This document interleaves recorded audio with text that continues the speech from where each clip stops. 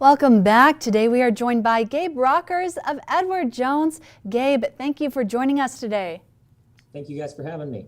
Of course. So today we're going to be talking about cash. We've talked a lot about investing, stocks, bonds, that kind of thing, but cash is actually fairly important as well. Can you tell us why cash is so important when it comes to something like your financial strategy?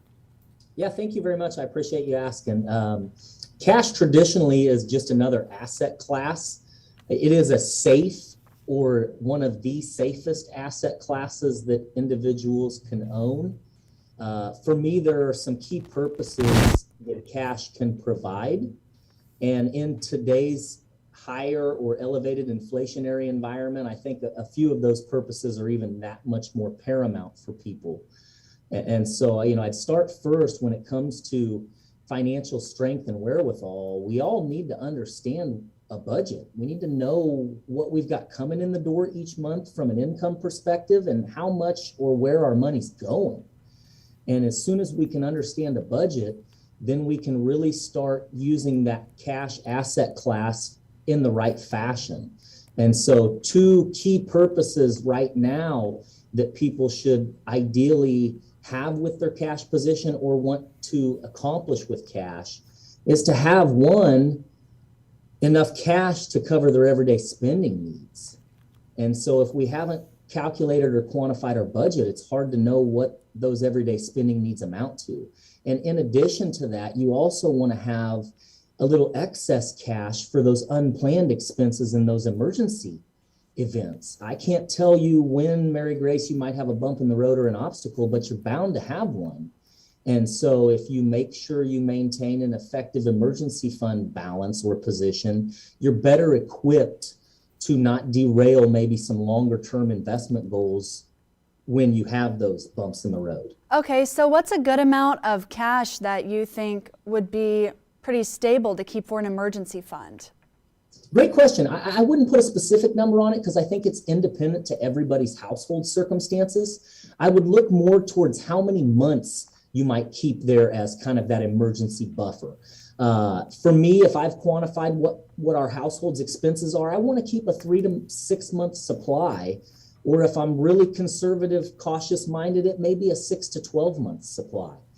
If I'm a retiree, and I've got some Social Security income streams or pension income streams, I could adjust that number based upon what is my total spending, how much income can I predict, and what's that difference? And I'd maybe want to hold it for a 12-month supply.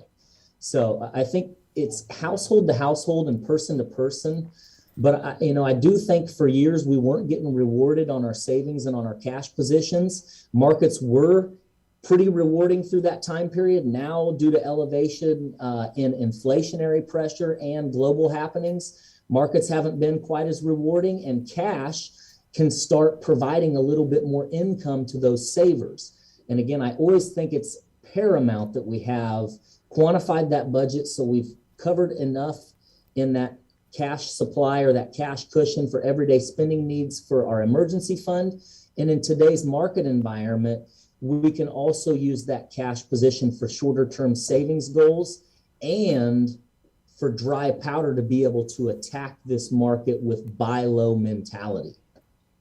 Okay, so we've talked about unexpected expensive, short-term saving goals, that everyday spending can be a source of investment. Now I'm wondering, is holding too much cash a bad thing? Great question. That's again person to person, because somebody might define too much cash here and somebody else might define it way up here. A short answer, yes.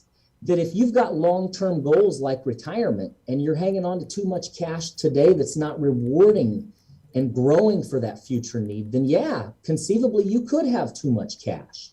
Although I'll wink and argue it's kind of hard for many of us to feel that way today in the face of all of those expenses going up. Right. And so as you've mentioned, seems to be a common theme, financial strategy, of course, changes from person to person. How can people reach out to you or someone else from Edward Jones to talk about that financial strategy? I appreciate you asking. So there's several advisors and branches located not only here in St. Joe, but around the area. anybody can go walk into one of those offices and try to schedule. You can pick up the phone and call us, or you can go online and seek us out that way. All right, it sounds great. Gabe Rockers from Edward Jones. Gabe, thanks again for joining us. Yeah, thank you for having me. I hope everybody has a great week.